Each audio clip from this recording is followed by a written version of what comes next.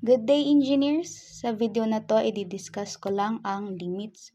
So, sabi na ang limit daw ng f of x over g of x as x approaches to a is equal to L. Ito yung hinahanap natin. Itong value ng L. So, for example number 1, sabi dito, evaluate the limit of x squared minus 4 all over x minus 2 as x approaches 2. So, ganito siya kapag isusulat natin. Limit daw ni x squared minus 4 over x minus 2 as x approaches to 2. Sabi dito, as x approaches, ibig sabihin, hindi x equals 2. Hindi yan. Ang gagamitin nating value ng x, yung malapit sa 2.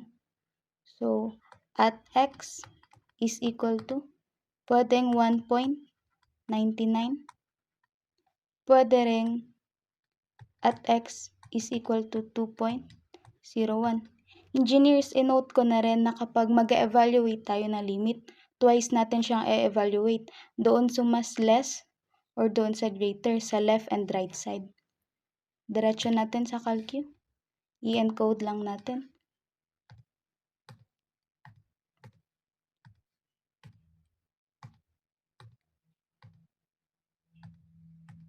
Calc 1.999 equals 3.99. Ay kapag 2.01 ang ginamit natin, 4.01. So therefore, ang limit ni x squared minus 4 all over x minus 2 as x approaches 2 ay 4. Kasi ito, 3.99, ito, 4.01. Dito. So, pwede nating i-round off as 4.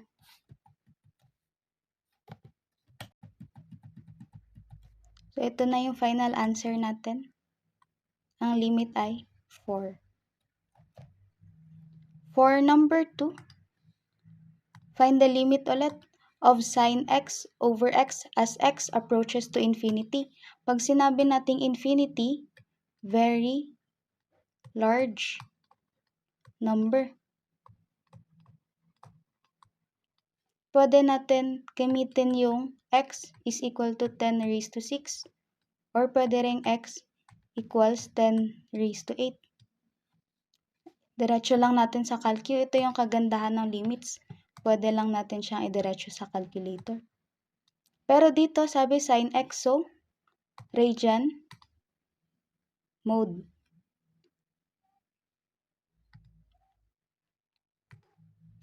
Sabi sin x daw over x. Calc 10 raised to 6. Negative 3.499 times 10 raised to negative 7. Kapag 10 raised to 8 naman, 9.316. So, at x, 10 raised to 6, ang limit natin ay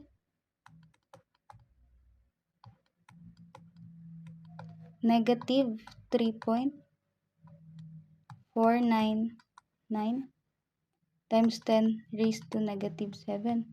Pero pag i-round off natin yan, equal siya sa 0. Pag at x raised 10 raised to 8 naman, ang limit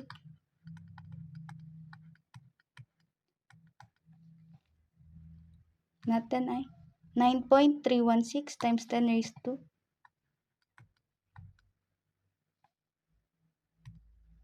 316.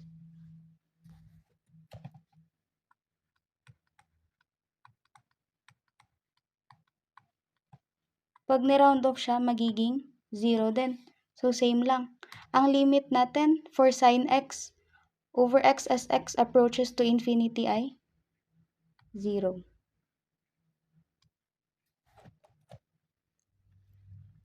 For number 3, evaluate the limit of x plus 4 all over x minus 4 as x approaches infinity. Infinity ulit. Diretso lang natin sa calculus. X plus 4 over x minus 4. Calc 10 raised to 6. 1. Wag 10 raised to 8. 1 din. So, therefore, ang limit ni x plus 4 all over x minus 4 as x approaches infinity ay 1.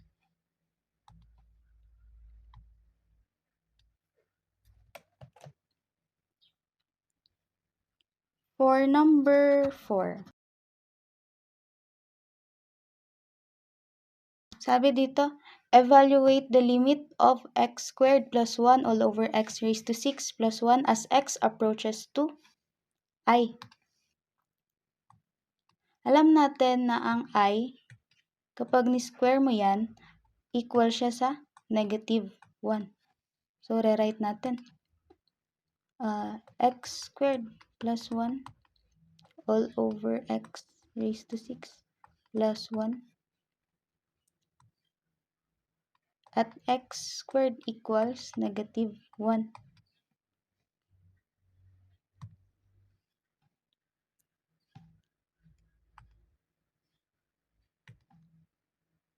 Negative 1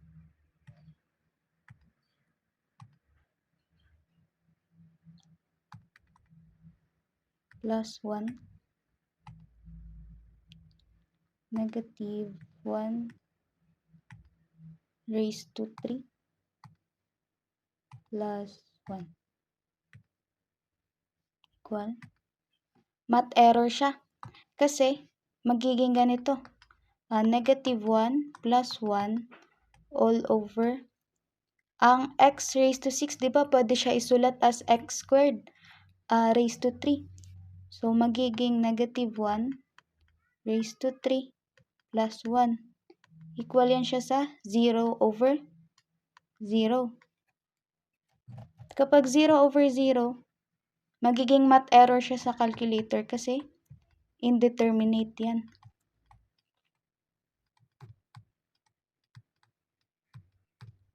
Pero hindi yung sagot natin. Dito papasok yung concept ni L'Hopital rule.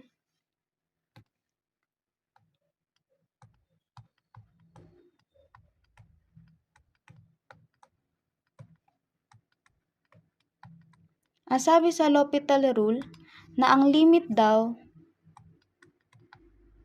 ng f of x over g of x as x approaches to a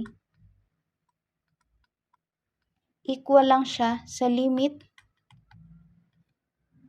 ng first derivative ni f of x over first derivative ni g of x as x approaches to a. So, itong function na to, kailangan natin kunin yung first derivative. So, anong first derivative niyan? Magiging 2x over 6x raised to 5. Pero pwede pa natin to ma-simplify. Pwede siyang ma-simplify. Ito magiging 1. Ito mababawasan. Magiging 4. Ito makakancel. Magiging 3 na lang. 3x. So, magiging 1 over 3x raised to 4. Yan na, pwede na natin kunin yung limit. So, therefore, ang limit ni 1 over 3x raised to 4 as x approaches to I. Diretso natin sa calculus.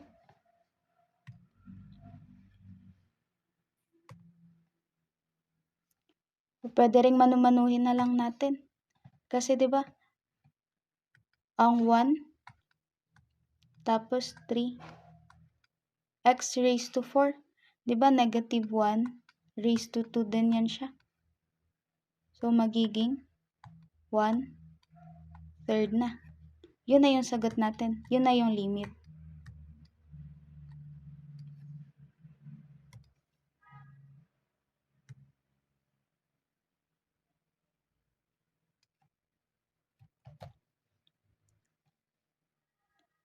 Last number 5 for limit na concept. What is the limit value of x cubed plus x all over x squared plus x as x approaches to 0? So, ang x natin ay pwedeng 0.01, pwede ring maraming 0. 0.0000001. Diretso na lang natin sa calculator.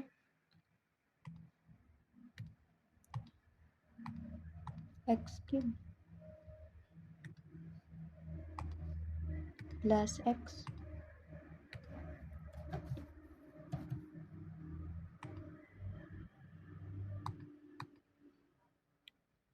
squared plus x.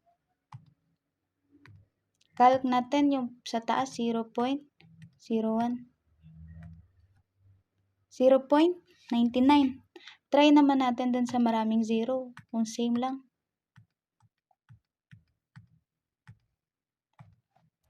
0.99. So, pag ni-round off natin, magiging 1 lang. Same lang sila, di ba? So, therefore, ang limit value ni x cubed plus x as x approaches to 0 ay 1. So, yan na yung final answer. So, engineers, dito ko na i-end yung video. Sa next video naman, i-discuss ko yung first derivative.